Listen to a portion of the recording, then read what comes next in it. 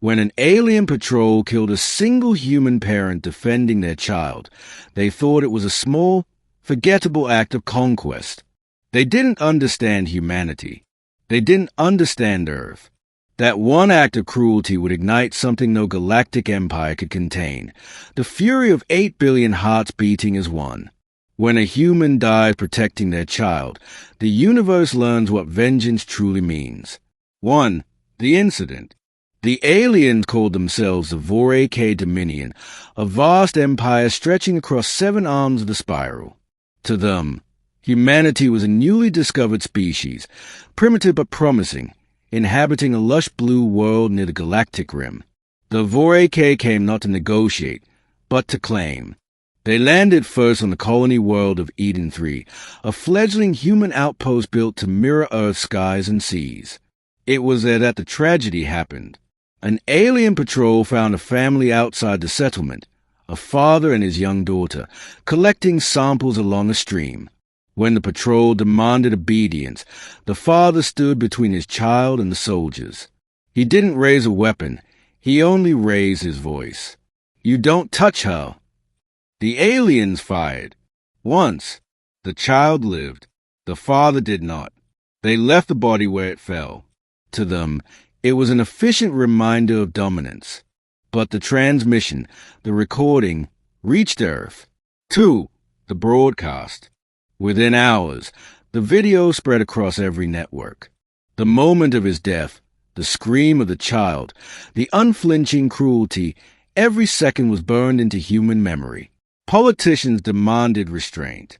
Citizens demanded blood. When the United Terran Defense Council convened, there was no debate. Earth had been attacked before, by meteor, by plague, by itself, but this time it was different. This time, humanity wasn't fighting for survival. It was fighting for justice. And justice, as the aliens would soon learn, meant retribution. 3. Operation Iron Sky. In the black of space, the fleet assembled, not to explore, but to avenge. More than 3,000 ships, every nation contributing. Old rivals worked side by side, American war cruisers, Chinese dreadnoughts, European strike frigates, and Martian orbital carriers. The name of the mission was chosen by the child, the survivor. She called it Iron Sky. General Reyes, commander of the unified fleet, broadcast a single message to the stars. "You killed one of us protecting his child. Now you will learn what that means." 4. The first strike. The Vorake didn't believe humans would retaliate. Their analysts called Earth emotionally unstable, technologically backward. They were wrong. When the human fleet entered the Carthos expanse, the Dominion's outermost territory, they didn't ask for surrender. They erased the orbital relay in seconds. No warning, no negotiation, only fire. The Vorake High Command dispatched fleets of their own.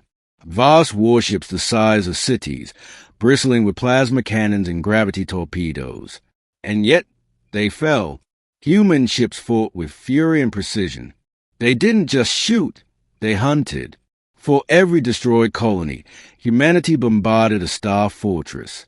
For every civilian taken, humanity took back a world. The galaxy had never seen anything like it, not from a species so young. 5. The fury of Earth. The war became a storm. Every broadcast from the front lines burned across the net. Humans fighting in exosuits beneath alien suns, ships screaming through debris fields, soldiers planting Earth's flag on hostile ground. Humanity fought like a wounded animal, relentless, cunning, and unyielding. And the message was clear. We don't start wars, but we finish them. The Vorake called humans deathborn. They said Earth was a cursed world that birthed warriors who never stayed down. They were right. 6. The turning point. The Vorake tried diplomacy after the loss of their 12th system. They sent envoys, offering tribute, territory, apologies. General Reyes responded with a single image, the face of the fallen father. Beneath it, only 2 words, not enough. Then came the Battle of Vora Prime, the heart of the Dominion.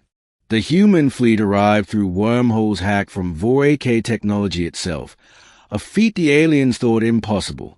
As the enemy's capital burned in orbit, Reyes stood before her command bridge and gave the final order. For him. For every child who's ever cried alone. The orbital bombardment lasted 6 hours. When it ended, the Dominion surrendered. 7. Retribution. In the aftermath, humanity didn't enslave or annihilate the Voray-K. They dismantled their weapons, freed their colonies, and made them rebuild what they had destroyed. But before Earth withdrew, one monument was built in the ashes of Vorath Prime, a bronze statue of a human parent shielding a child. The inscription was written in both Terran and Voray-K script. Mercy to the innocent, justice to the guilty. Remember what you awakened. The surviving alien leaders bowed before it, and for the first time in galactic history, the Dominion swore an oath, not of conquest, but of peace. 8. The Child and the Star. Years passed. The child who survived that day grew up under protection of a grateful galaxy. She became an ambassador, a symbol of unity, and a reminder of what one act of courage had cost, and what it had sparked. When asked what she remembered most, she didn't speak of vengeance or victory. She said, "He wasn't trying to fight. He was just trying to protect me." And that was enough for Earth to rise. Every year, on the anniversary of Iron Sky, Earth's sky is filled with lights, not fireworks, but silent, glowing satellites forming a single shape visible from orbit, a human silhouette holding a child's hand. It became known as a promised constellation. 9. The Legacy of Fury. Long after the war, alien scholars studied humanity's response and coined a new term, Terran Retribution theory. It stated that humanity's power did not come from technology, numbers, or strategy, but from emotion. When one human suffers, the entire species feels it. When one is wronged, 8 billion voices cry out together. The Voray-K historians wrote in their archives, "We once thought them fragile.